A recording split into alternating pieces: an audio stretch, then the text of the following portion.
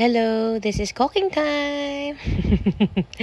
So, mo ni siya ato ang menu for today. It's a budget meal. Magbaka-baka sa takaron. Pero it's a Lucky Me beef flavor. So, mo ni siya. Paspas ra kaayo ang genre ani kay ngano ya man gini siya actually. Pero ako lang yung gipaspas kay malangan nakaitaw niya mura pag importante kay ni akong gilatan din no. So, mao na 2 pieces of eggs. Pinaka-easy gining nga sudaan. O kasalbar sa kinabuhi kung tingmits na ta. Charot. So, smoke. Diba? Ganun. Sa rice cooker na dahil ni para fast cooking.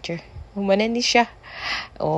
Sugkay na, kagigutom na yun ko diring dapitan, no? Karas unsi na kapin. Sorry na lang sa lamisaan ni sa office mate pa.